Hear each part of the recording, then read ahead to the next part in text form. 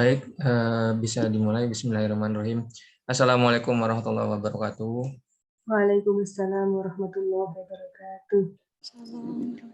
Kami dari kelompok 4, saya Fendi Saputra, terus teman saya Kak Putri Ningsi, terus ada Ibu Nur Laila, akan menerangkan tentang pembelajaran pendekatan STEM menggunakan model PJBL pada materi pencemaran lingkungan.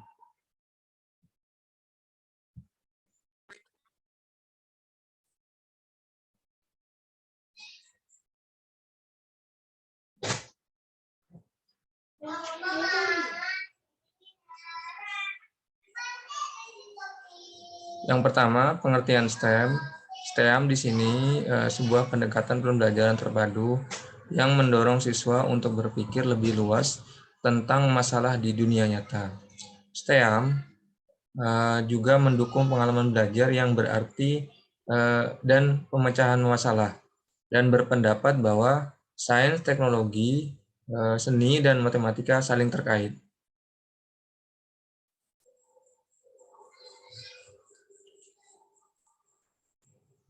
Selanjutnya, STEM sendiri terdiri dari ada 5 unsur. Yang pertama sains, yang kedua teknologi, kemudian teknik, kemudian art, terakhir matematikanya.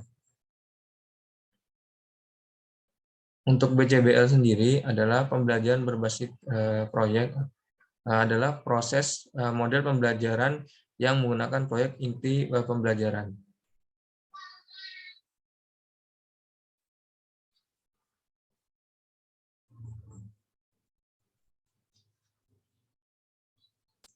Kemudian sintaks untuk PJBL sendiri adalah penentuan pernyataan mendasar, kemudian menyusun perencanaan proyek, kemudian menyusun jadwal, kemudian memantau siswa dan kemajuan proyek, terakhir kemudian penilaian hasil dan evaluasi pengalaman.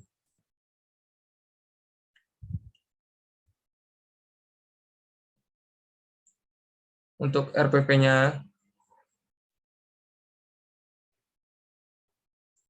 yang pertama kita dari identitas dulu, ada di satuan pendidikan berupa SMP atau MTS, kemudian mapelnya IPA semester 2, kemudian materinya pencemaran lingkungan, alokasi waktunya 20 kali 34 minggu, tahun pelajaran 2001-2002. Maksudnya ini nanti blended.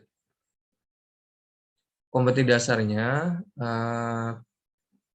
ada 3.8, menganalisis terjadi pencemaran lingkungan dan dampaknya bagi ekosistem. Kemudian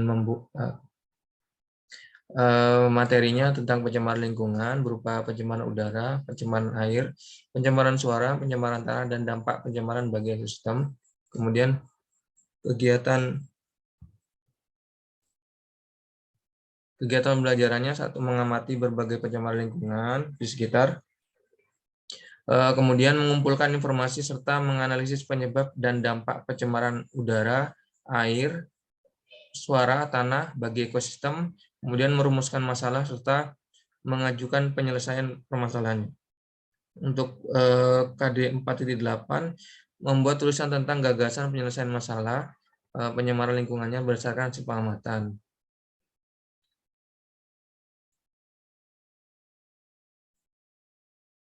Tujuan pembelajaran kali ini, satu, setelah berdiskusi, menggali informasi, dan mengamati video peserta didik, dapat menganalisis terjadinya pencemaran lingkungan serta dampaknya bagi ekosistem dengan baik dan benar. Setelah mengamati dan berdiskusi, peserta didik dapat membuat tulisan tentang masalah pencemaran di lingkungannya, terutama tentang limbah rumah tangga, beserta gagasan penyelesaiannya. Tujuan ketiga, setelah mempelajari unit pembelajaran STEM dengan tema pencemaran lingkungan, peserta didik diharapkan dapat merancang, merangkai, menguji coba, serta mengevaluasi gagasan penenangan limbah rumah tangga, dalam hal ini set menanam kangkung dengan media hidroponik dari barang bekas, dan membuat pupuk organik dengan mikroorganisme lokal atau MOL dari nasi bekas, dengan sikap kreatif, disiplin komunikatif, kerjasama, serta penuh tanggung jawab. Analisis tentang STEAM pada topik pencemaran lingkungan dengan tema menanam kangkung dengan media hidroponik dari barang bekas, kemudian set menanam kangkung dengan media hidroponik dari barang bekas juga, kemudian membuat pupuk organik dengan mol nasi bekas untuk mengatasi limbah rumah tangga sebagai berikut. Desainsnya, pencemar lingkungannya berupa pencemar lingkungan terdiri dari udara, air, suara, dan tanah. Kemudian penggunaan bioteknologi untuk mengatasi permasalahan di lingkungan sekaligus membantu memperbaiki kualitas kehidupan manusia. Kemudian sains yang ketiga, fermentasi sebagai salah satu contoh perubahan kimia. Untuk teknologinya, itu menggunakan internet dalam pencarian informasi atau searching, kemudian menggunakan kalkulator dalam pengolahan data hasil percobaan, perhitungan biaya, estimasi kebutuhan pembuatan set alat. Yang ketiga, menggunakan Microsoft Office dalam pembuatan laporan option karena tidak semua peserta memiliki komputer. Untuk engineering-nya, merancang dan merangkat set menanam kangkung dengan media hidroponik dari barang bekas untuk mengatasi limbah rumah tangga. Kemudian merancang dan melakukan percobaan membuat mol dari nasi bekas sebagai starter pembuatan pupuk organik. Kemudian mengevaluasi kinerja alat yang telah dibuat serta hasil yang diperoleh. Alatnya sendiri adalah hasil rancangan set tanaman kangkung dengan media hidroponik dari barang bekas. Kemudian matematikanya, menghitung biaya alat yang diperlukan dalam merancang set alat, kemudian menghitung hasil ekonomis yang diperoleh dari hasil menanam kangkung.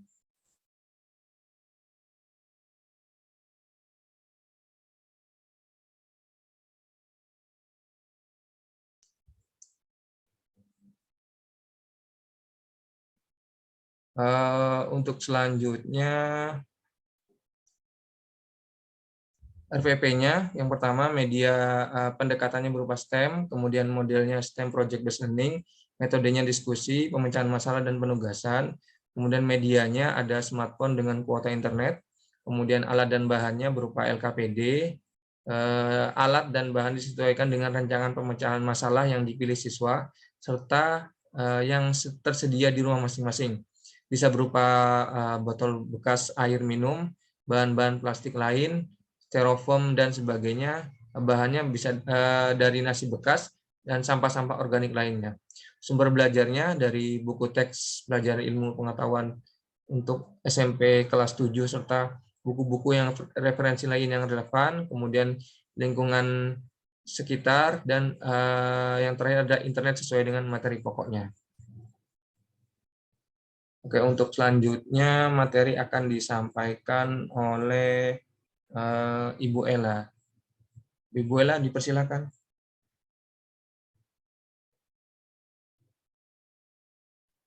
Baik, terima kasih kepada rekan saya, Fendi Saputra.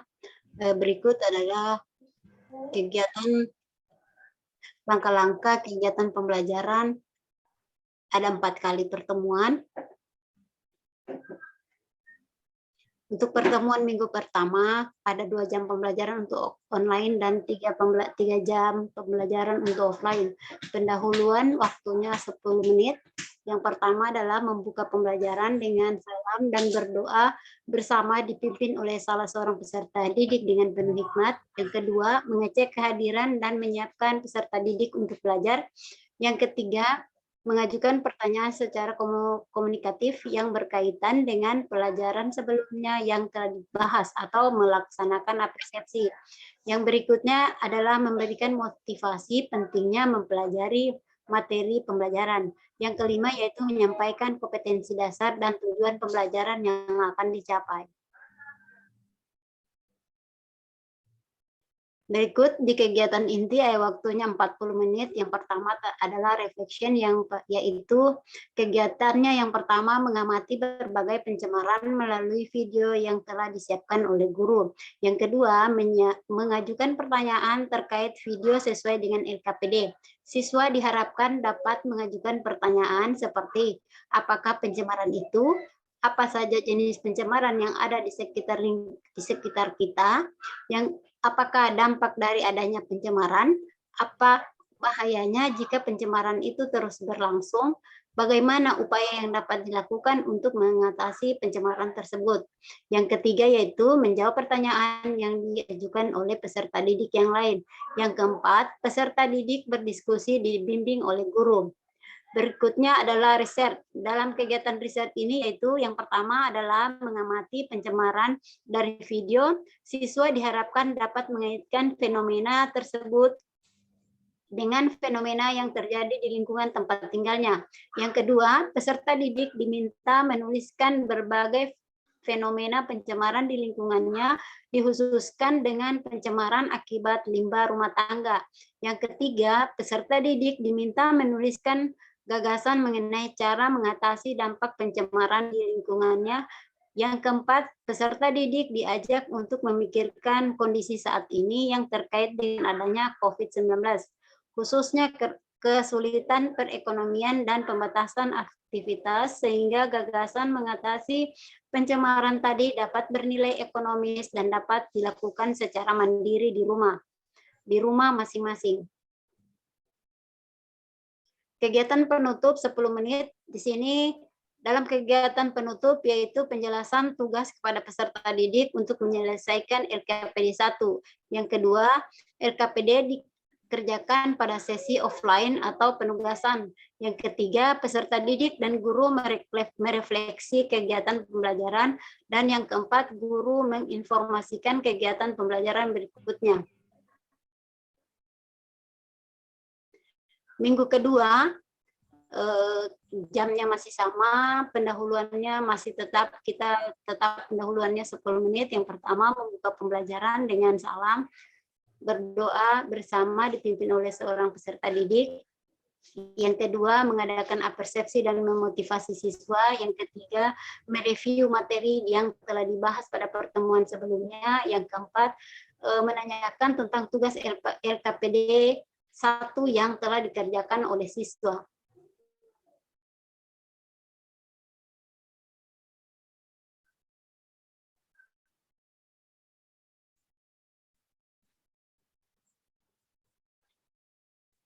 Pada kegiatan inti ada yang pertama, karena kita di sini modelnya discovery, yaitu yang pertama kegiatannya yang pertama adalah peserta didik bersama guru mendaftar gagasan penyelesaian masalah lingkungan sekitar yang sudah dikerjakan di LKPD awal. Yang kedua, peserta didik bersama guru menentukan gagasan penyelesaian masalah yang memenuhi kriteria yang bernilai ekonomis dan dapat dilakukan secara mandiri di rumah masing-masing. Yang ketiga, gagasan yang sejenis akan dikelompokkan. Siswa dibagi kelompok sesuai dengan jenis gagasannya, tetapi pelaksanaan kegiatan akan dilakukan secara mandiri. Yang keempat, guru terbuka dengan semua gagasan penyelesaian masalah asalkan sesuai dengan kriteria. Gagasan penyelesaian limbah rumah tangga harus dimulai dengan pemilahan jenis sampah. Kemudian kemungkinan gagasan siswa terbagi menjadi 2 kelompok, yaitu yang pertama untuk mengatasi masalah limbah organik dapat dibuat pupuk kompos dengan membuat terlebih dahulu mol sebagai starter pembuatan pupuk kompos, dan untuk sampah anorganik apabila berupa plastik tipis dapat dilakukan pembakaran, sedangkan untuk plastik yang tebal digunakan sebagai media untuk menanam sayuran. Sayuran yang mudah tumbuh dan digemari oleh masyarakat adalah kangkung. Jadi misalnya tadi sudah disebutkan bahannya adalah botol-botol aqua. Karena dengan media botol aqua tadi kita dapat menggunakan bahan bekas itu untuk sebagai media tanam. Yang berikut, peserta didik mengumpulkan informasi mengenai prosedur, alat, bahan, dan biaya yang diperlukan untuk melaksanakan gagasan penanganan limbah rumah tangga yang telah ditentukan. Yang terakhir adalah laporan tentang rancangan penyelesaian masalah pencemaran yang terjadi di lingkungan sekitar. Ini dikerjakan sesuai dengan LKPD yang kedua. Sebentar. Di kegiatan penutup, peserta didik membuat kesimpulan, dibantu dan dibimbing oleh guru. Yang kedua, penjelasan tentang penyelesaian tugas LKPD 2. LKPD dikerjakan pada sesi offline. Yang ketiga, menyampaikan rencana pembelajaran pada pertemuan berikutnya. Dan yang keempat, menutup pembelajaran dengan berdoa dan salam. Ini kegiatan di minggu ketiga, kegiatan pendahuluan, membuka pembelajaran dengan salam dan berdoa yang dipimpin oleh peserta didik. Yang kedua, guru selalu memberikan persepsi dan motivasi. Yang ketiga, siswa bersama guru mereview materi yang dibahas pada pertemuan sebelumnya. Yang keempat, guru menanyakan tentang tugas sesuai dengan LKPD yang dikerjakan oleh siswa. Berikut ada kegiatan aplikasi peserta didik diberikan LKPD 3 yang akan dikerjakan pada sesi offline. Peserta didik bersama guru membahas cara pengerjaan LKPD 3. Peserta didik melakukan kegiatan mengumpulkan data, mengevaluasi, mengolah data, menghitung biaya, serta pertimbangan dampak kegiatan penyelesaian masalah limbah rumah tangga dipandu dengan lembar kerja. Yang terakhir, guru mendampingi dan memantau aktivitas yang penting dari peserta didik selama proyek penggunaan rubrik yang telah disiapkan.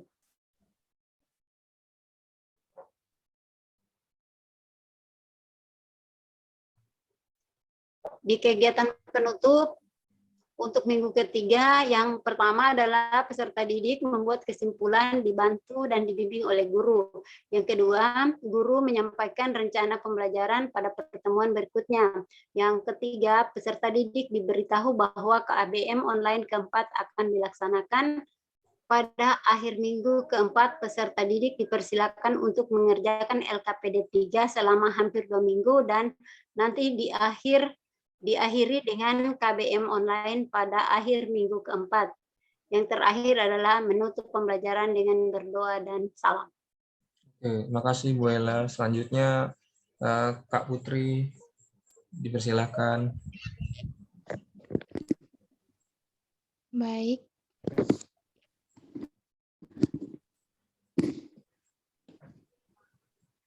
Untuk minggu keempat,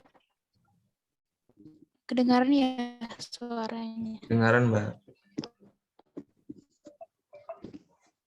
Oke. Untuk jamnya tetap sama, 3 jam offline dan 2 jam online. Nah, untuk pendahuluan diawali dengan doa bersama dipimpin oleh salah seorang peserta didik dengan penuh hikmat, persepsi dan motivasi. Yang ketiga, siswa bersama guru mereview materi yang dibahas pada pertemuan sebelumnya.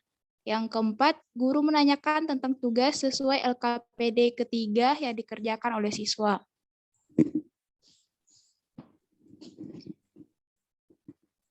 Untuk kegiatan inti itu selama 40 menit, di sini sudah melakukan communication atau komunikasi.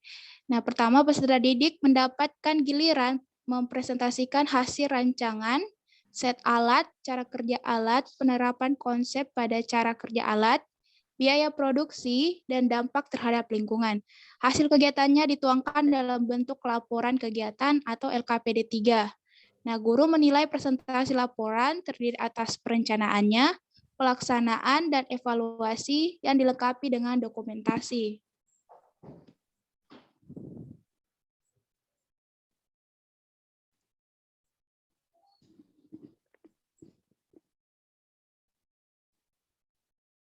Untuk kegiatan penutup, itu dilaksanakan selama 10 menit. Yang pertama, peserta didik membuat kesimpulan, dibantu dan dibimbing oleh guru.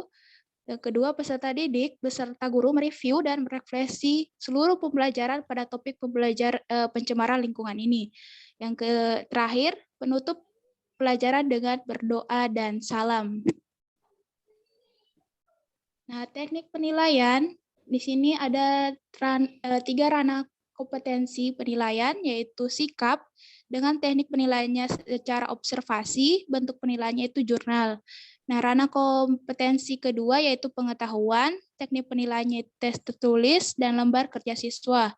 Bentuk penilaiannya mensuplai jawaban berbentuk uraian, dan mensuplai jawaban lembar kerja siswa. Ranah kompetensi yang ketiga yaitu keterampilan. Teknik penilaiannya penilaian proyek, bentuk penilaiannya itu daftar skala 1-4. Nah, instrumen penilaiannya itu ada soal tes uraian, lembar kerja peserta didik atau LKPD-nya, rubrik penilaian produk.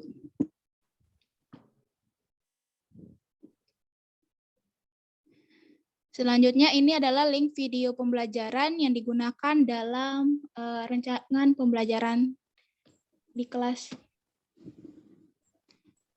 Baik, saya serahkan kepada Fendi untuk lembar penilaiannya.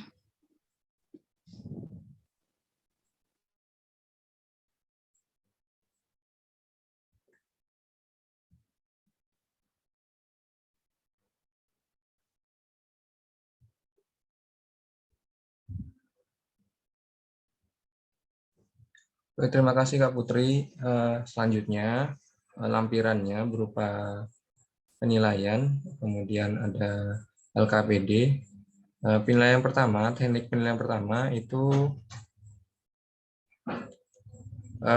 sudah dijelaskan tadi, pakai ada 3 ranah, sikap, pengetahuan, dan keterampilan. Teknik penilaiannya observasi berupa jurnal, kemudian tes tulis lembar kerja. Kalau keterampilannya berupa penilaian proyek dengan daftar skala 1-4. Instrumen penilaiannya ada 3, tes uraian, LKPD, kemudian rubrik penilaian produk.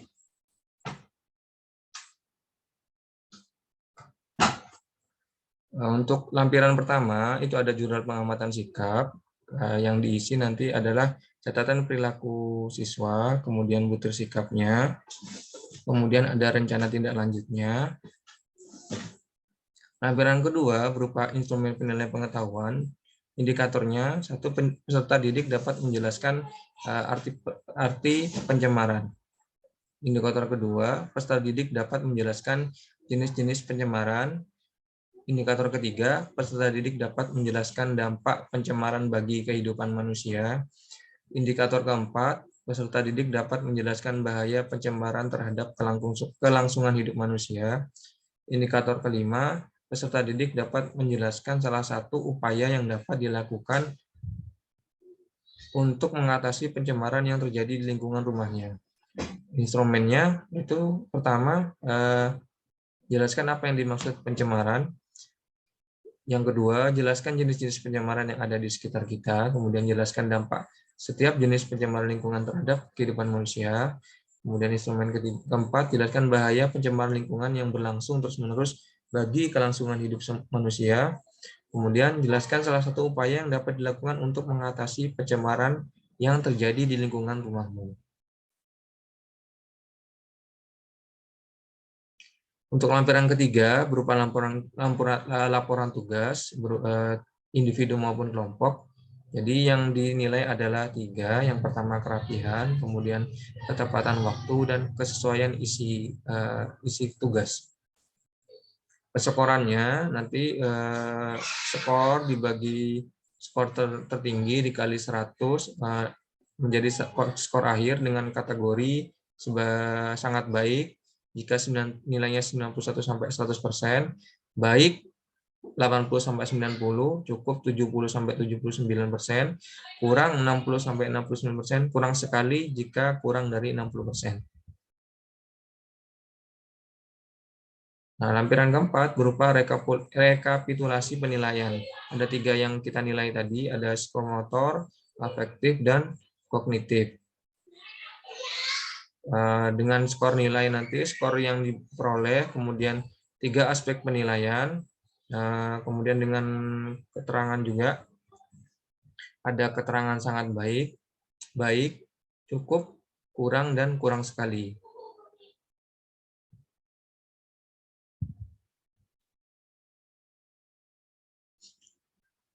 Oke, untuk lampiran kelima, Dipersilakan kepada Ibu Ella.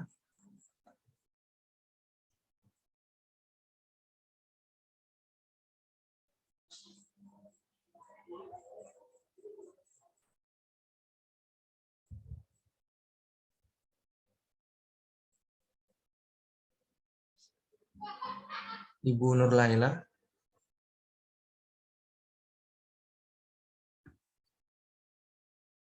Maaf, untuk lampiran kelima, yang pertama yaitu lembar kerja peserta didik yang pertama tentang kegiatan refleksi dan research, yaitu pengamatan video pencemaran lingkungan dan menuliskan gagasan untuk mengatasi pencemaran lingkungan yang terjadi di sekitar. Nah, ada video yang disiapkan. Nah, di sini kegiatan yang akan dilakukan siswa yaitu yang pertama menuliskan satu pertanyaan yang akan diamati, yang setelah mengamati video yang diberikan kepada siswa. Yang kedua ada menjawab pertanyaan, yang ketiga fenomena pencemaran yang terjadi di lingkungan sekitarmu, yang keempat menyebutkan limbah atau sampah rumah tangga yang dihasilkan di rumah, yang keempat menuliskan gagasan untuk mengatasi masalah lingkungan di sekitar rumah, dan yang terakhir penanganan limbah rumah tangga yang harus dimulai dari memilah sampah.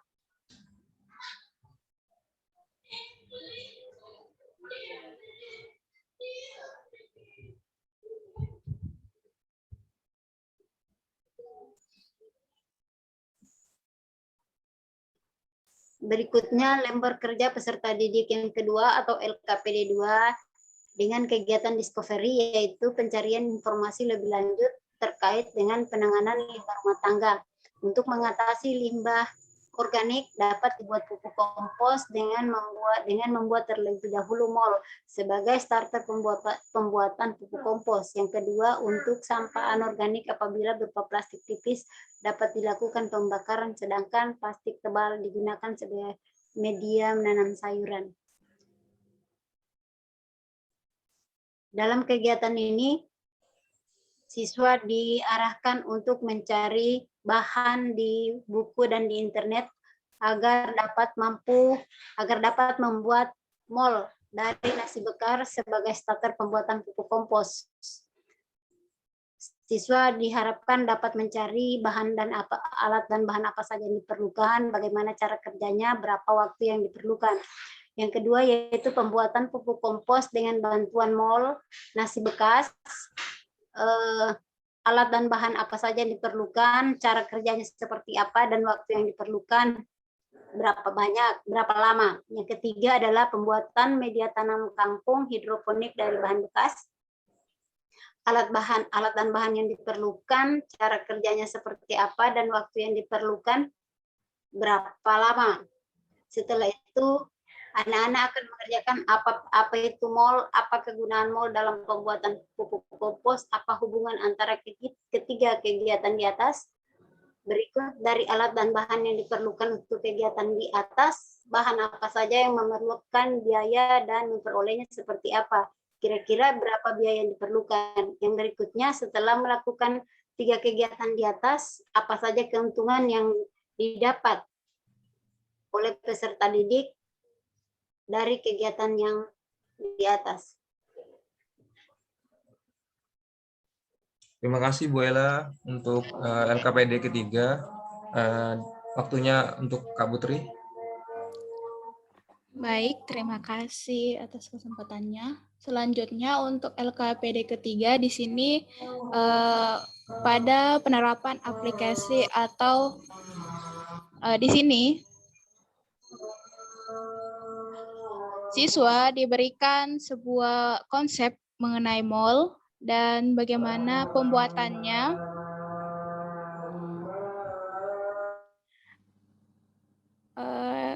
Saya tidak baca semua ya. Yang pasti di sini ada konsep diberikan kepada siswa mengenai apa itu mall, apa kegunaan dari mall, dan bagaimana kita membuat mall itu, dan apa fungsi dari mall. Lanjut, Pendi.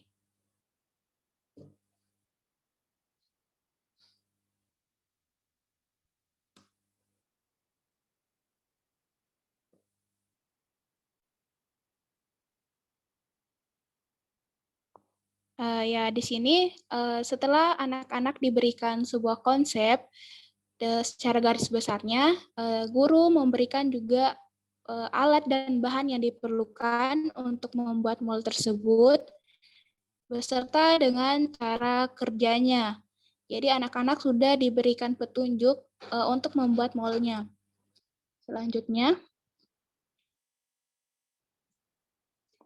nah, setelah mereka membuat mall, mereka diberikan tugas untuk membuat dokumentasi kegiatan atau dokumentasi praktiknya mereka.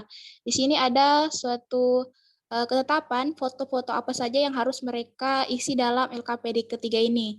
Yang pertama itu foto nasi basi sebelum didiamkan selama 3 hari. Selanjutnya foto nasi basi setelah ditumbuhi jamur. Ini setelah didiamkan selama 3 hari. Selanjutnya foto nasi basi yang sudah tercampur air dan gula. Nah, yang keempat, foto bahan mol yang sudah dimasukkan ke dalam botol tertutup. Yang kelima, foto hasil mol setelah 5 hari setelah berbau tape.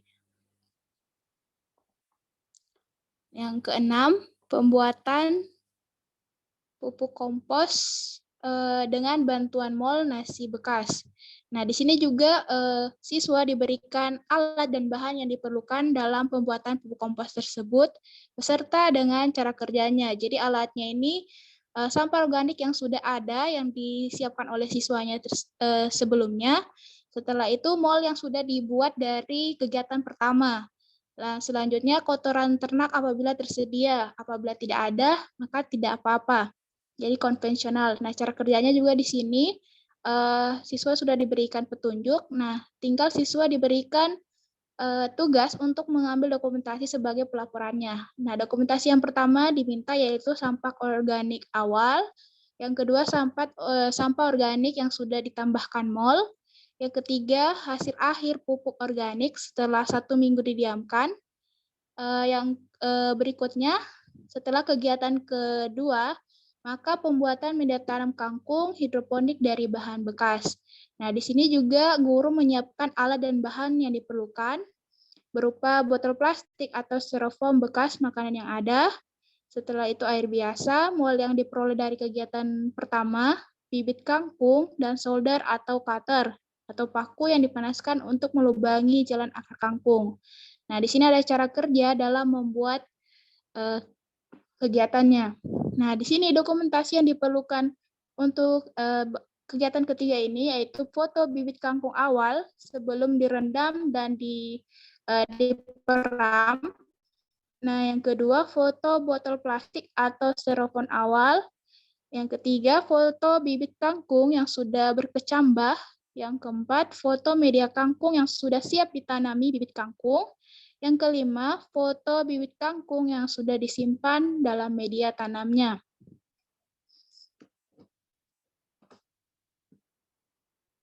Nah, yang berikutnya ada foto kangkung berumur 2 hari setelah tanam. Ada foto kangkung setelah 5 hari setelah tanam. Nah, setelah itu, di sini anak-anak setelah melakukan kegiatan pembuatan penanaman hidroponik tersebut, ada 3 pertanyaan yang harus mereka jawab. Yang pertama, apakah Anda benar-benar mendapatkan keuntungan atau manfaat sesuai perkiraan Anda di awal? Jelaskan.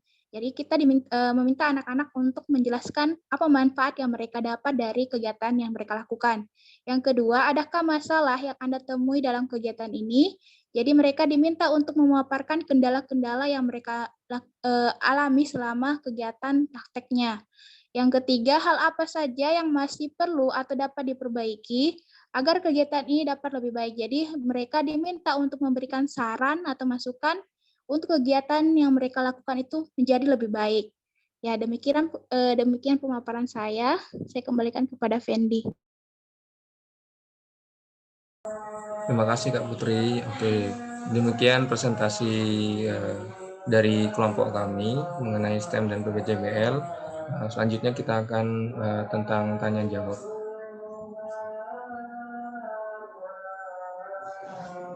Silahkan bisa ini ya, tanya jawab di bagian chat box dulu, ada 3 pertanyaan. didiskusikan. Silakan. Baru satu. Ada dua lagi pertanyaan. Silakan. Dari Ibu Sulik ini ada pertanyaan, coba nanti diberikan dahulu. Mas grupnya Mas Fendi. Oh, iya Pak. Pertama dari Ibu Sulik. Pertanyaannya,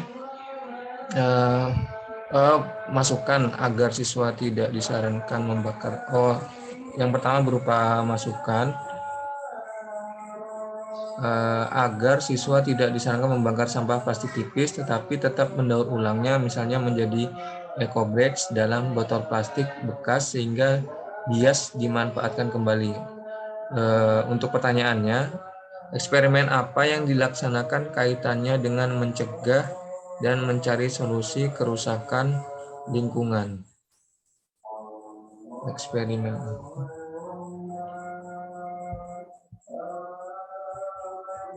Tadi sudah di LKPD untuk mencegah dan mencari solusi kerusakan lingkungan, yaitu berupa pemanfaatan bahan bekas buat tanam kangkung. Jadi kalau plastik besarnya dibuat untuk media tanam atau wadah tanam kangkungnya, untuk mencegahnya sudah include di situ sudah Ibu.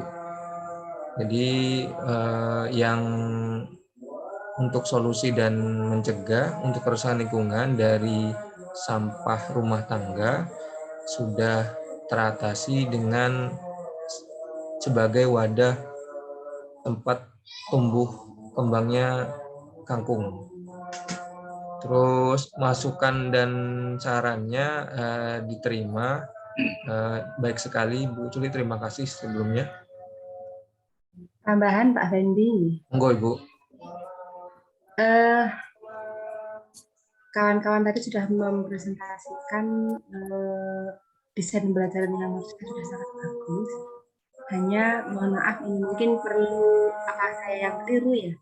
Antara praktikum dengan eksperimen ini memang beda tipis ya. Yang dilakukan di LKPD kawan-kawan tadi itu menurut saya adalah praktikum, di mana siswa itu membuat desain alat pemanfaatan kerja, tapi belum mengkomparasikan atau membandingkan. Misalkan kangkung ini ditumbuhkan di media air limbah rumah tangga misalkan, kemudian yang satunya ditumbuhkan di media air normal, kemudian dianalisis bagaimana perbedaannya, sehingga nanti dari sana siswa mampu menyimpulkan efek dari air yang tercemar dengan air yang tidak tercemar. Atau di sana nanti kemudian akhirnya bisa diambil sebuah solusi dari permasalahan air tercemar itu, bagaimana supaya kemudian tanaman yang tumbuh di tempat tercemar itu bisa tumbuh normal. Insya Allah itu sudah banyak sebenarnya kalau menggunakan di internet, menggunakan setting ya, untuk menormalkan air yang sudah tercemar dengan menggunakan tanaman juga secara organik dengan menggunakan enceng gondok. Tapi sudah bagus sebenarnya milik kawan-kawan itu, hanya ya tadi karena STEM ya, STEM itu Science, Technology, Engineering, itu berarti ada membandingkan, di sana ada eksperimen di sana. Jadi siswa tidak kemudian diajak membuat satu produk dan jadi, mall dan jadi, tapi diajak untuk membandingkan kalau kemudian diberikan ini gula, misalkan gula merah berapa gram, kemudian efek jadinya mol bagaimana, atau ketika tanaman itu kita beri mol 2 sendok, penguraiannya secepat apa, kita berikan mol 3 sendok, penguraian untuk sampahnya secepat apa, itu sehingga nanti akan ada sebuah temuan. komposisi ukuran dari mol yang paling ideal untuk mendegradasi atau mendaur ulang sampah organik. Masukkan saja itu Pak Medi.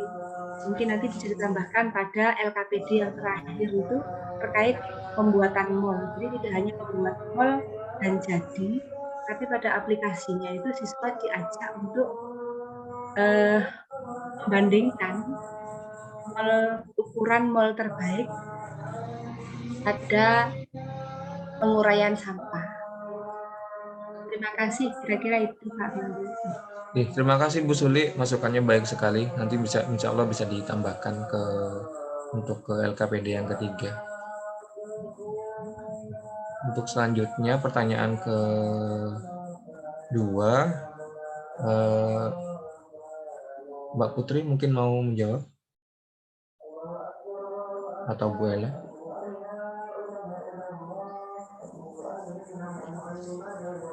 Oke, boleh izin menjawab.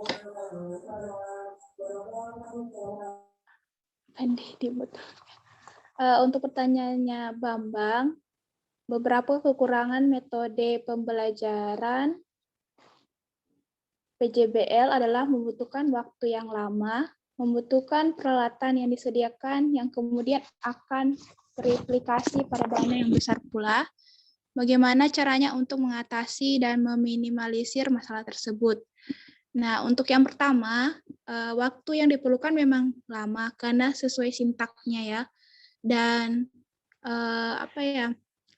namanya juga membuat suatu produk membutuhkan waktu yang lama. Nah, untuk meminimalisir masalah waktu ini, kita harus menyusun sintak atau rancangan yang benar-benar yang sudah sesuai, makanya waktunya nanti ketika sintak penyusunan jadwal itu sesuai jadwalnya. Jadi jangan usahakan kita mencari sintak atau bukan sintak ya, maksudnya mencari langkah-langkah yang sudah sesuai dan meminimalisir kendala yang kemungkinan bisa terjadi sehingga waktu yang diperlukan itu bisa terulur atau semakin lama.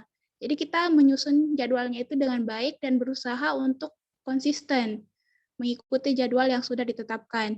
Nah, untuk peralatan yang membutuhkan dana yang besar, kita bisa membuat sesuatu itu dari lingkungan atau limbah-limbah plastik seperti yang kita contohkan tadi, limbah anorganiknya, misalnya sisa-sisa botol, kita menjadikan sebuah bahan. Jadi kita berusaha mencari dulu bahan-bahan yang ada di lingkungan kita yang tidak menggunakan biaya. Bila mana membutuhkan biaya, maka kita mencari yang paling bisa terjangkau untuk anak-anak. Mungkin begitu saya jawaban untuk pertanyaan kedua. Bisa ditambahkan oleh teman-teman.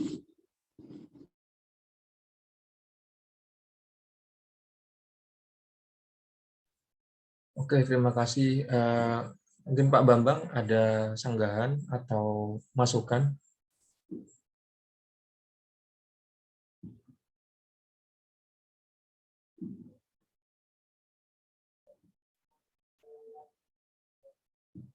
Baik, mungkin dirasa cukup.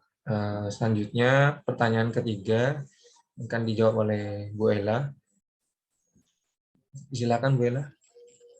Baik, terima kasih atas kesempatan yang diberikan kepada saya. Di sini pertanyaannya Mas Wahyu ya. Pada RPP setiap per minggu terdapat 3 jam offline dan 2 jam online. Untuk RPP pada minggu itu sama, bisa dijelaskan. Untuk RPP-nya, itu RPP-nya sama, hanya kegiatan pembelajarannya yang berbeda. Nah, yang untuk pembelajaran daring berarti kita menggunakan media, misalnya melalui kita seperti saat ini kita melakukan pembelajaran daring, tapi RPP-nya tetap sama. Kegiatan intinya sama, kegiatan awalnya sama, semua ada kegiatan itu, hanya saja kita menggunakan media dan bisa melaksanakan kegiatan pembelajaran secara daring itu di mana saja, kapan saja. Namun untuk kegiatan pembelajaran luring, kegiatan pembelajaran luring itu berarti kita sudah menentukan tempatnya di sekolah, waktunya sudah ditentukan. Untuk RPP disesuaikan dengan misalnya pertemuan pertama apa yang menjadi tujuan pembelajaran kita itu yang akan kita sampaikan di kegiatan pembelajaran tadi.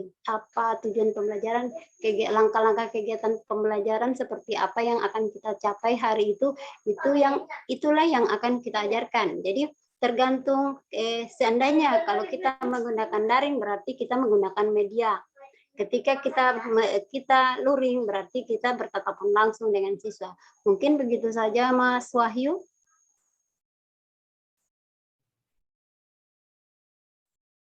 Mas Wahyu ada tambahan?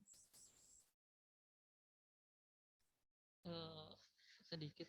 Maksudnya kalau semuanya kalau ada muatan yang berbeda, apakah tidak lebih baiknya RPP-nya dibedakan ya setiap contoh RPP offline-nya dia membahas apa semua, apakah pembagian LKPD-nya di situ, penjelasan tentang LKPD-nya di situ, terus yang untuk online-nya mungkin membahas dari sebelumnya, apa mungkin seperti itu ya bagusnya ya untuk RPP-nya, maksudnya biar tidak tidak bingung dan maksudnya untuk offline-nya harus bagaimana ya, online-nya harus bagaimana ataupun bagaimana sih kalau menurut saya seperti itu. Terus untuk saya agak bingung juga untuk sintaksnya kan sintaks PJBL yang dipakai ya. Iya, Mas. Untuk sintaksnya saya agak bingung sih. Untuk tadi ada sintaks discovery kalau tidak salah. Tapi kalau saya searching untuk discovery tidak masuk sepertinya di sintaks PJBL atau bagaimana, mungkin ada penjelasan sedikit. Oke, kita sampaikan dulu ya. Ya, terima kasih.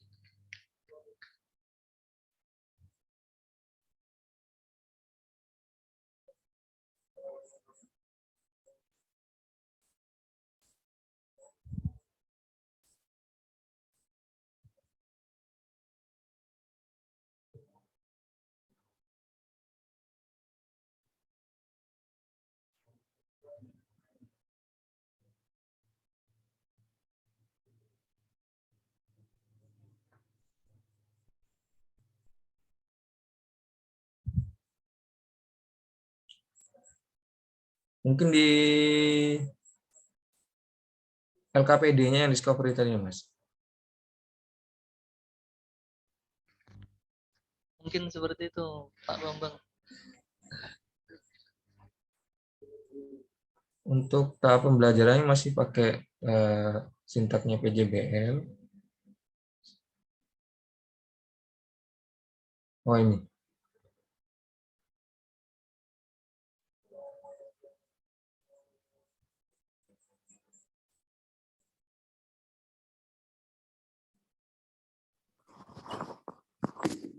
Boleh mencoba menjawab pertanyaan dari Wahyu?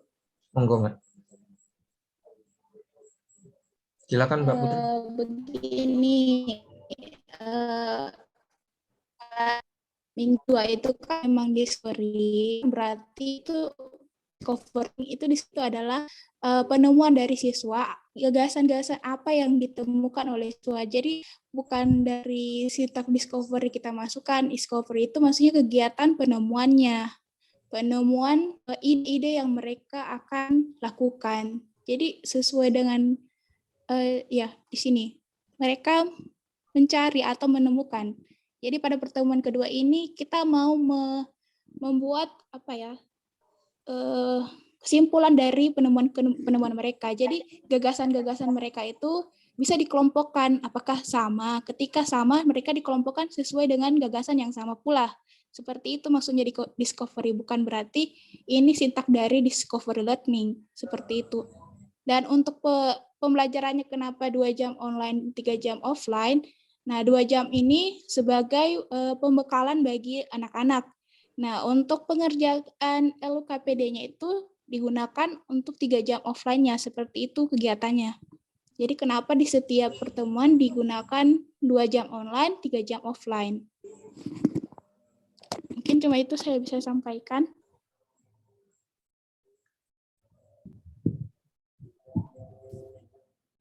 Terima kasih.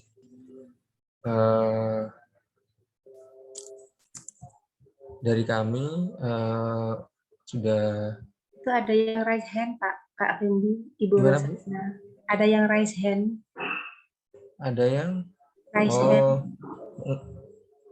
monggo Bu Ros. Ya, mohon izin ini. Saya hanya menambahkan dan saya sepakat dengan Mas Wahyu. Oke, silakan. Iya. Bisa didengar suara saya? Jelas terdengar. Iya, ya. Baik. Kalau menurut saya, alangkah baiknya memang RPP-nya itu dibuat atau dipisahkan antara RPP yang offline dengan yang online-nya, sehingga nanti pembelajaran atau percobaan yang dilakukan itu lebih sistematis dan terarah, dan mungkin waktunya akan sesuai dengan yang sudah ditentukan. Tadi kan kalau tidak salah ada 3 minggu ya, Mas Fendi, kegiatannya. Iya. Jadi kalau 4 minggu, RPP-nya, Bu. ya, 3 minggu itu. Oh, 4 minggu. 4 minggu. Lah, waktunya kan agak lama sekali. Takutnya kalau RPP-nya disatukan, nanti sulit untuk mengetahui atau menilai hasil dari praktikum tadi. Karena saya lihat kalau sistem penilaiannya kan tadi menggunakan observasi ya, Ibu Putri. Iya, observasi. Iya, kalau diobservasi dalam waktu 4 minggu menggunakan RPP yang satu, saya rasa itu nanti kurang efektif dan efisien. Dan bisa saja nanti kegiatan praktikumnya itu tidak sesuai dengan apa yang diinginkan. Seperti itu. Hanya itu yang bisa saya tambahkan. Jadi kalau boleh mungkin RPP-nya offline dengan online-nya itu harus dipisahkan. Terima kasih. Terima kasih Bu Ros. Baik, saya mencoba menjawab. Jadi begini,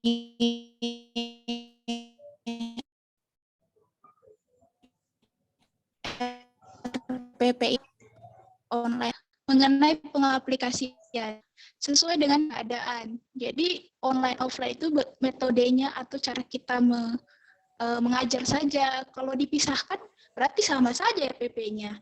Tinggal bagaimana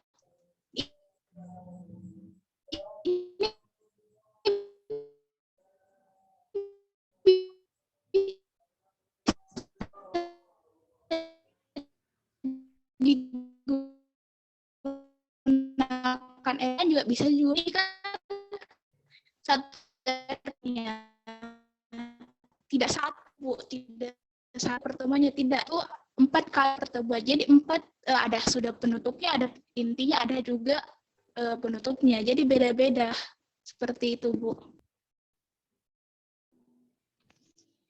Ya. Kembalikan kepada Fendi. Oke, terima kasih Mbak Putri. Jadi lagi dulu Pak. gimana Bu Suli? Sedikit masukan lagi. Nggih, monggo. Jadi Bentar Bu Suli, bentar dulu. Biar Pak Fendi gimana dulu posisinya. Ya.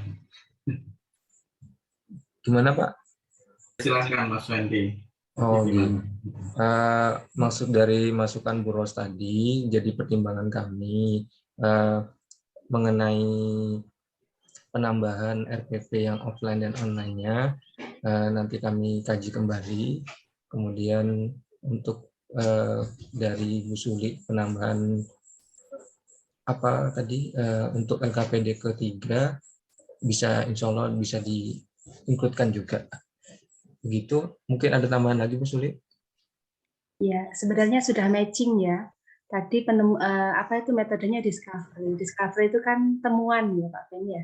Sehingga istilahnya di LKPD-nya itu adalah eksperimen. Jadi temuan, menemukan gagasan. Terus kemudian ada sedikit kendala ini Pak Ben, ketika pembelajaran ini daring ya seperti ini. Terus kemudian kadang luring, kadang daring, itu tetap kita waktu yang kita pakai patokan di sekolah itu kan daring. Jadi dimanfaatkan ada materi-materi esensial, ada materi-materi non esensial. Dalam pembelajaran IPA untuk pencemaran itu kami sepakat di sekolah kami di NGNP kami itu pencemaran lingkungan itu masuk materi non esensial. Sehingga waktu yang digunakan, kadang siswa hanya disuruh belajar mandiri begitu.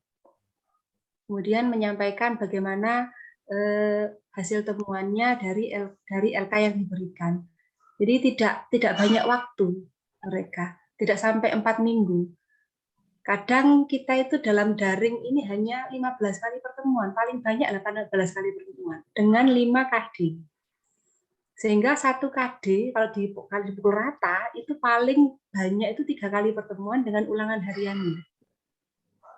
Sehingga kalau dilaksanakan di era ini dengan 4 kali pertemuan, satu materi ini, 1 KD ini kayaknya ya agak sulit. Akhirnya nanti materi-materi yang lain yang lebih esensial ini menjadi berkurang waktunya. Ini belum ulangannya ya Pak, masih skenario pembelajarannya memerlukan waktu 4 minggu. Jadi mungkin juga perlu dimampatkan lagi, dipadatkan lagi pertemuan tatap mukanya itu menjadi blended begitu, pertemuan tatap mukanya itu dipersingkat, kemudian pertemuan yang daringnya, yang belajar mandirinya itu yang diperpanjang. Sehingga bisa 2 kali tatap muka dengan pertemuan yang lainnya di luar, tapi juga di luar jam begitu akhirnya. Itu kalau real pada pembelajaran yang sekarang ini. Terima kasih, masukan saja Pak Fendi. Oke Bu, terima kasih. Sebenarnya untuk RPP yang kita buat itu tidak bisa diterapkan di tempat mana saja, tapi sesuai dengan kebutuhan sekolah tersebut atau kebijakan sekolah tersebut, mau dimampatkan atau di-full-kan, atau karena COVID sekarang, jadi pembelajaran itu tidak wajib full, tidak wajib dituntaskan, harus kayak edisi normal. Itu saja yang bisa kami sampaikan. Ada lagi tambahan dari teman-teman? Cukup ya. Oke, terima kasih Pak Pram. Baik, terima kasih Bu. Tadi ini ya kelompok STEM mencoba untuk apa ya, menerapkan ya pembelajaran STEM yang telah sudah dipelajari ya, sudah dipelajari sebenarnya. Baik, kemudian ini dari mungkin ada ulasan atau mungkin dari tambahan atau bahasan dari waktu maupun itu ada nih. Dari bagaimana? Semuanya merekam ya, makanya semuanya di cloud gitu.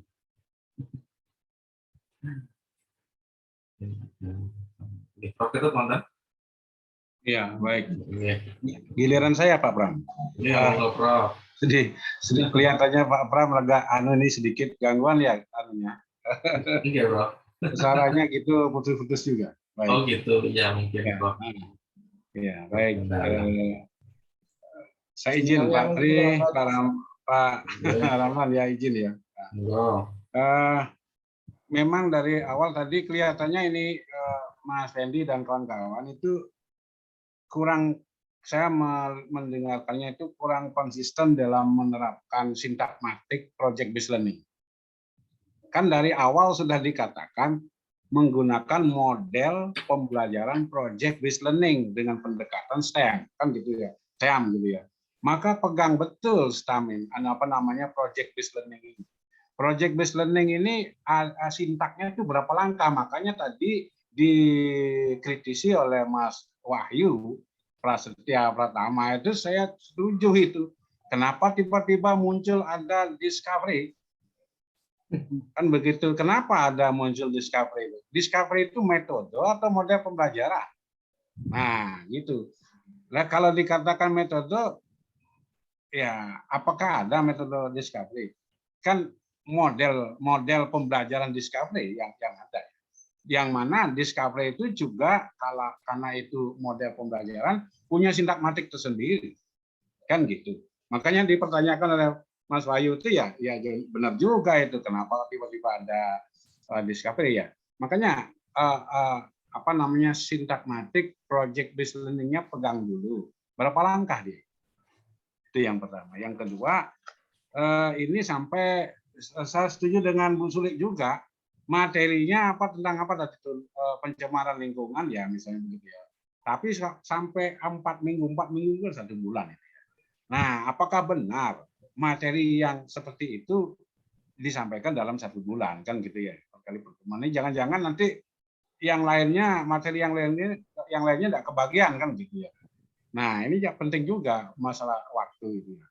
Kemudian apakah setiap minggu dalam pembelajaran itu tidak utuh project based learning itu diterapkan? Kelihatannya tidak utuh itu. Mungkin setiap minggunya menggunakan hanya 1 langkah saja, gitu ya. 1 langkah, berikutnya 1 langkah lagi, kan begitu jadinya. Nah, artinya apa? Penerapan project based learning ini kurang tepat jadinya. Idealnya 1 kali tatap muka itu menggunakan 1 model pembelajaran sampai selesai. Itu sampai selesai idealnya lah.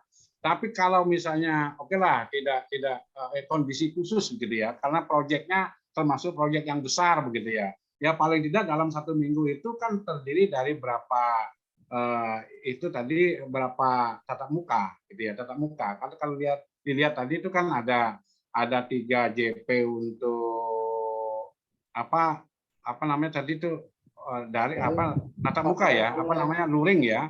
2 JP untuk offline gitu. Berarti kan ini dalam 1 minggu itu berapa 2 kali pertemuan kan gitu ya. Nah, bisa saja dalam 1 minggu itu jadikan 1 model pembelajaran itu jadikan 2 kali pertemuan begitu ya. Karena proyek kan. Langkah pertama, kedua sampai di mana gitu ya, pertemuan pertama itu ya. Pertemuan kedua melanjutkan sintak yang berikutnya sampai tuntas gitu. Tapi jangan sampai 1 bulan baru selesai itu satu model pembelajaran ya. Satu sintak itu jangan sampai 1 bulan baru selesai gitu, kelamaan gitu ya. Kan setuju dengan Bu Sule tadi itu ya. Itu ya. Kemudian sebetulnya ada juga di rencana itu, di rencana pembelajaran di RPP-nya itu kurang match juga di situ ya. Menggunakan project based learning, kemudian metode yang digunakan disebutkan di situ itu kan hanya menggunakan diskusi, diskusi, kemudian penugasan dan apalagi itu ya, pemecahan masalah. Nah, padahal sebetulnya kan sejak dulu saya katakan metode-metode yang digunakan itu tergantung daripada model pembelajaran yang digunakan. Kalau menggunakan model pembelajaran project based learning, lihat dulu sintakmatiknya. Dari sintakmatik itu kita bisa memprediksi itu metode-metodenya apa saja, gitu ya. Kemudian mengenai tadi waktu ya, katanya ada yang mengomentari kalau menggunakan model pembelajaran project based learning waktunya panjang, lama misalnya gitu. Sebetulnya kita kondisikan. Makanya ketat sekali project based learning itu berapa langkah sintaknya kita batasi. Setiap langkah itu kita beri waktu berapa menit. Kan begitu ya, jangan sampai lewat.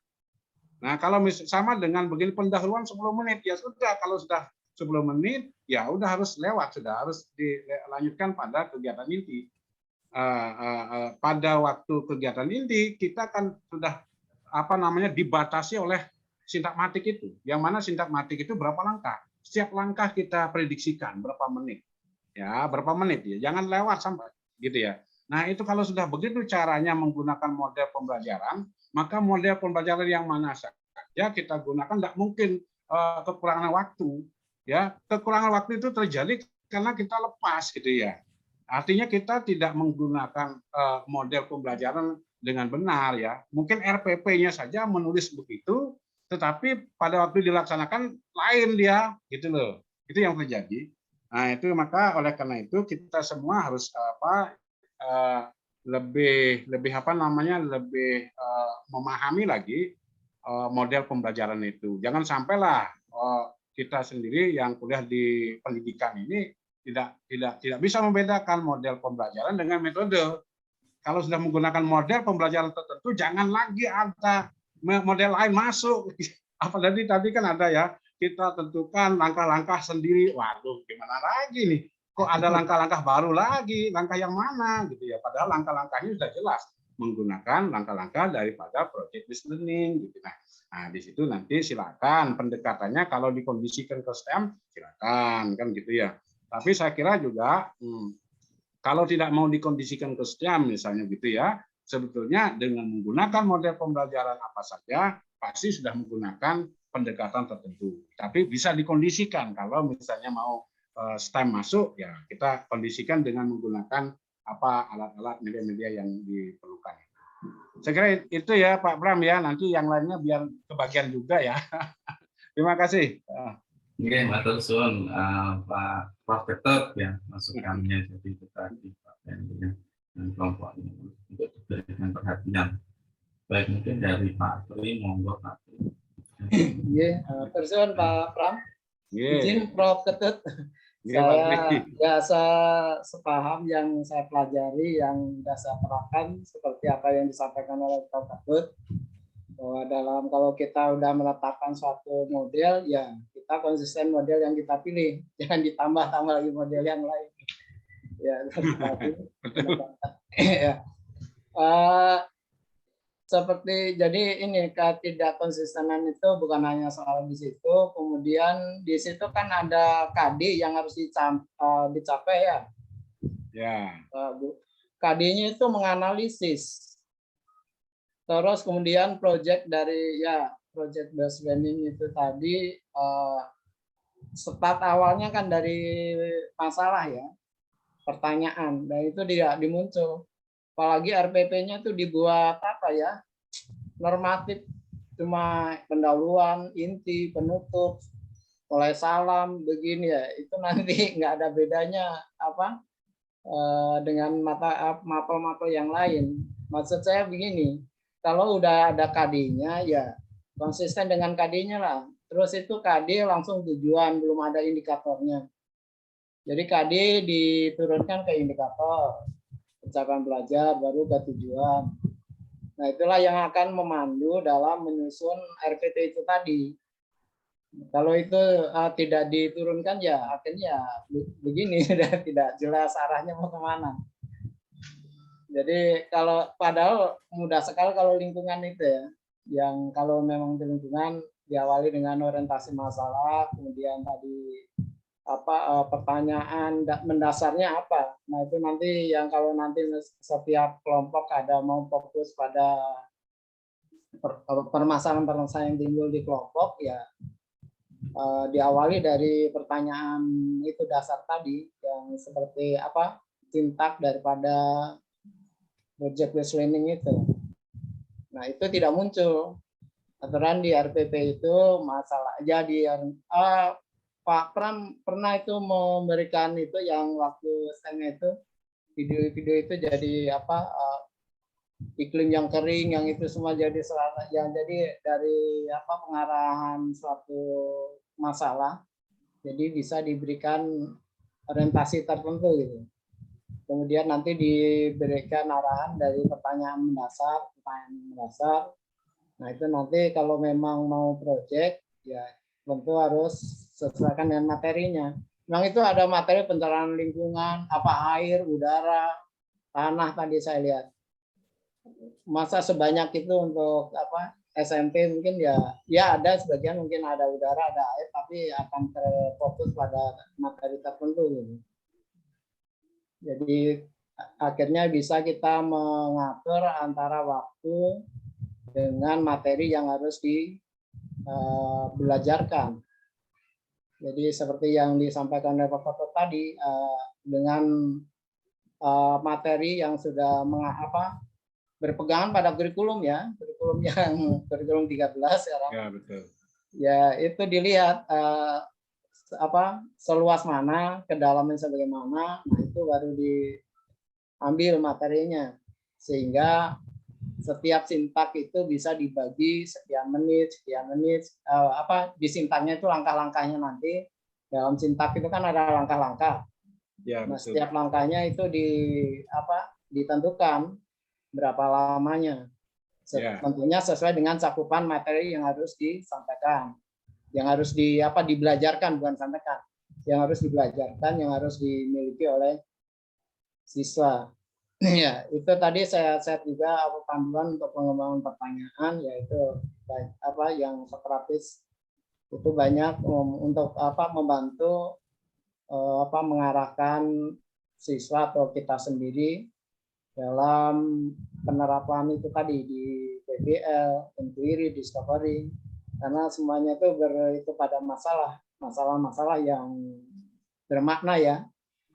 Apalagi kalau lingkungan air dan itu kan relatif mudah untuk membuat permasalahan-permasalahan. Dan pernah udah di-share Pak Pram yang awal-awal pertemuan itu ada video, ada apa artikel-artikelnya.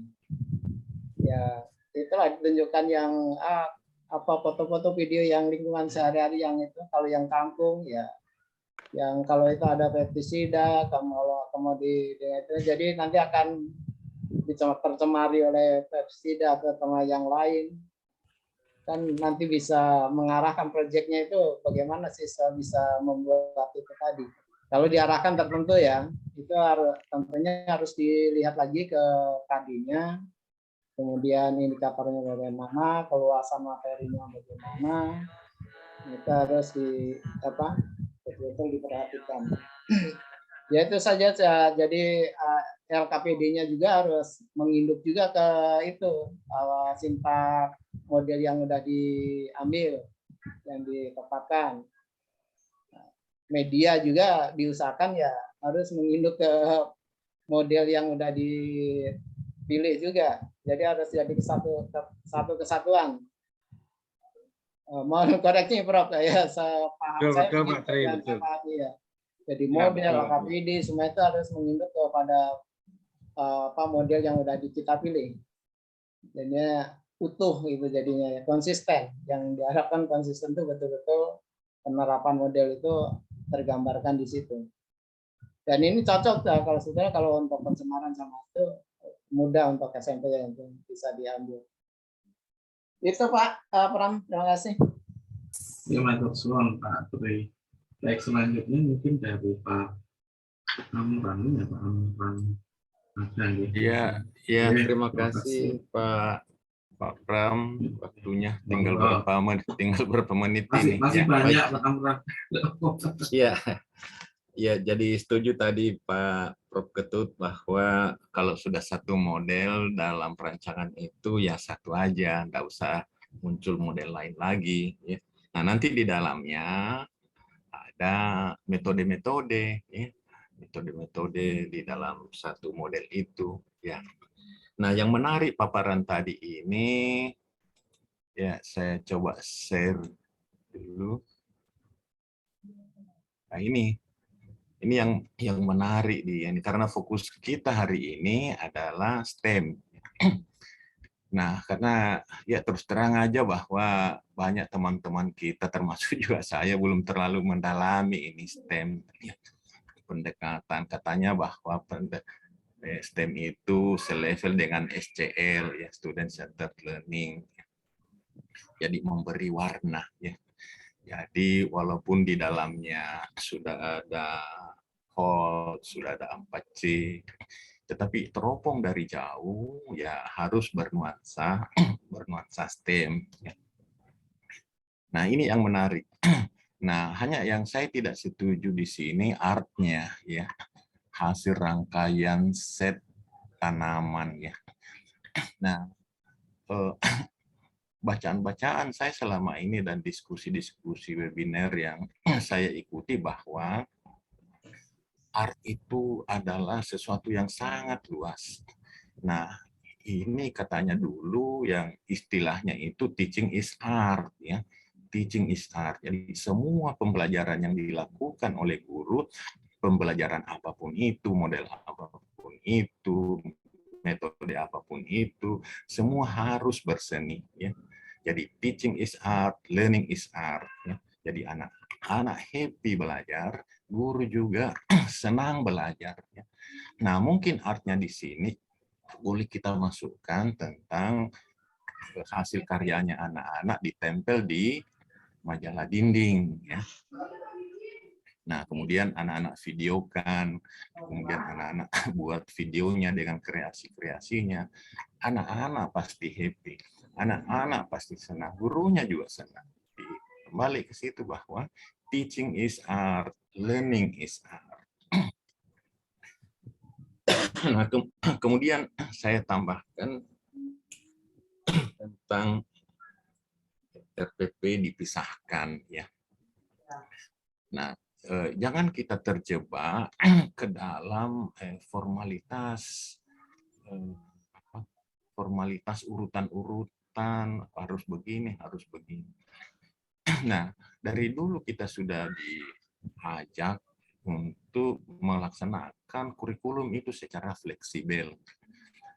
Nah, setelah pandemi ini berlangsung, nah fleksibelnya itu lebih kencang lagi. Nah, jadi RPP, ada 2 RPP yang ditawarkan tadi, online atau offline, offline dan online. Nah, saya kira tidak perlu itu, satu saja, ya. Nah, kalau memang perlu nanti ditambahkan di satu kolom bahwa yang ini dilaksanakan online, yang ini bisa dilaksanakan offline, atau yang ini dilaksanakan sinkronus, yang ini dilaksanakan asinkronus, tanpa satu kolom. Atau kalau tidak, kasih panah-panah saja, ya. Dikasih panah-panah, oh ini sinkronus, ini asinkronus, ini offline, ini online. Nah, mungkin lebih mudah dipahami. Nah, kemudian ya, kalau sudah melaksanakan 4C, kalau menurut saya itu pasti sudah STEM, ya. Kalau sudah melaksanakan 4C. Nah, tema yang diangkat atau konten materi yang diangkat hari ini adalah hidroponik untuk menanggulangi pencemaran. STEM-nya sangat kuat, ya. Sekali lagi, STEM-nya sangat kuat. Nah, ada konten materi yang STEM-nya lemah, ya. Nah, engineering-nya kita bingung yang mana sih engineering-nya di sini. Misalnya bahasa Indonesia atau sejarah. Tetapi kalau dicari, ya, itu pasti ada engineering-nya. Walaupun hanya sedikit, teknologinya ada, walaupun hanya sedikit. Nah, jadi itu. Tapi kalau hari ini tentang hidroponik menanggulangi pencemaran itu STEM-nya sangat kuat. Nah, sehingga kita tidak akan kebingungan yang mana matematikanya di sini, yang mana sainsnya, yang mudah ditunjukkan. Nah, tapi pada kegiatan lain nanti, atau topik-topik lain, atau mata pelajaran lain, nah sulit membedakan. Boleh jadi bahwa engineering-nya tidak ada, tetapi 4 komponen ini itu ada. Nah, yang namanya juga pendekatan, ya boleh samar-samar, boleh juga tidak samar-samar. Nah, jadi ya saya kira itu Pak Pram. Mohon maaf. Thank you. Ya, saya setuju dengan Pak Amran, ya. Mengenai seninya itu terintegrasi saja dengan yang lainnya. Gitu. Karena seni itu kan luas.